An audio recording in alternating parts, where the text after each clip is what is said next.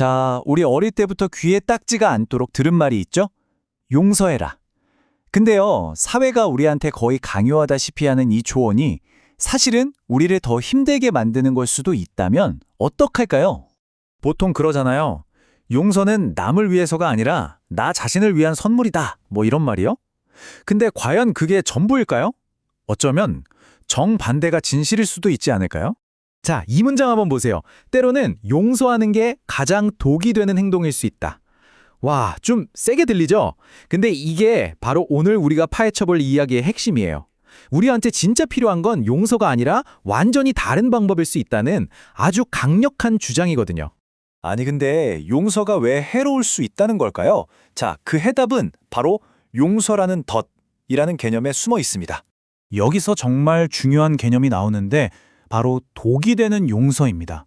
이게 뭐냐면 주변에서 그만하면 됐다, 이젠 용서해줘라 하니까 내 안에 분노나 배신감 같은 진짜 감정은 꾹꾹 눌러 담고 억지로 그래 용서할게 라고 말하는 상황인 거죠.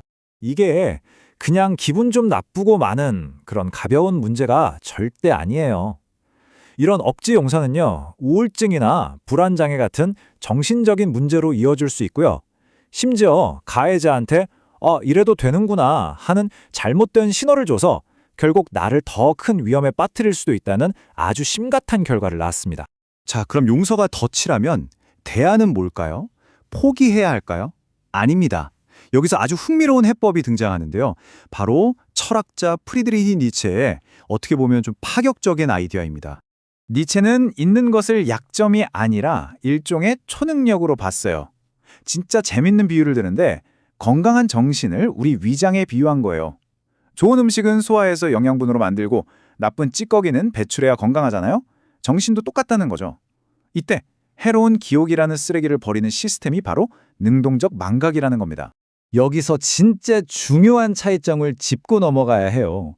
우리가 말하는 건 시간이 약이라면서 저절로 기억이 흐려지는 그런 수동적인 이즘이 아니에요. 그게 아니라 내가 주도권을 잡고 의식적으로 내 머릿속에서 그 해로운 기억을 방패 하고 쫓아내버리는 아주 적극적인 행위, 바로 능동적 망각을 말하는 겁니다. 근데 더 흥미로운 건 이런 생각을 니체만 한 게 아니라는 거예요. 다른 철학자들의 아이디어를 여기에 딱 결합시키면 훨씬 더 강력하고 실용적인 방법론이 만들어집니다. 자, 이 세 기둥의 조합이 정말 기가 막힙니다. 보세요. 먼저 니체의 말처럼 나를 괴롭히는 분노나 고통 같은 감정은 의식적으로 잊어버리는 거예요. 하지만 쇼펜하우어의 경고처럼 저 사람은 저런 행동을 하는 사람이구나 하는 객관적인 데이터는 머릿속에 남겨두는 거죠. 그리고 마지막으로 스토아 학파의 지혜를 빌려서 그 사람을 그냥 내 인생에 아무 영향도 못 끼치는 존재처럼 무관심으로 대하는 겁니다. 이 세 가지가 합쳐지는 거죠. 특히 이 스토아 철학의 무관심이 정말 중요해요. 왜냐하면 생각해보세요. 누군가를 미워하고 복수를 다짐하는 것조차도 내 소중한 시간과 에너지를 그 사람한테 쓰는 거잖아요. 그 사람한테 계속 힘을 실어주는 셈이죠. 진짜 이기는 건요, 그 사람을 내 마음의 평화에 1도 영향을 주지 못하는 그냥 길가에 굴러다니는 돌멩이처럼 만들어버리는 겁니다.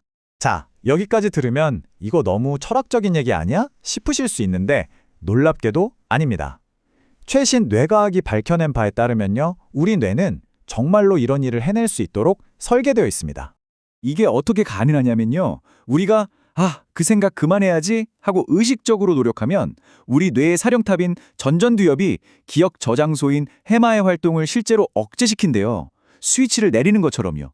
이게 뭘 의미하겠어요? 맞습니다. 있는 것도 연습하고 훈련할 수 있는 기술이라는 뜻입니다. 자, 그럼 이론은 알겠고 이걸 실제로 어떻게 써먹을 수 있을까요? 지금부터 아주 구체적이고 실용적인 4단계 프로세스를 알려드릴게요. 이 4단계는 내 마음의 공간을 되찾기 위한 일종의 필수 연장 세트라고 생각하시면 돼요. 눈에 보이는 행동 차단부터 시작해서 보이지 않는 내면의 훈련까지 이어지는 과정입니다. 자, 1단계입니다. 만약 그 사람을 완전히 안 볼 수가 없는 상황이라면 회색돌이 되는 거예요. 말 그대로 길에 있는 회색 돌멩이처럼 반응 없고 재미없고 아무 감정도 없는 존재가 되는 거죠.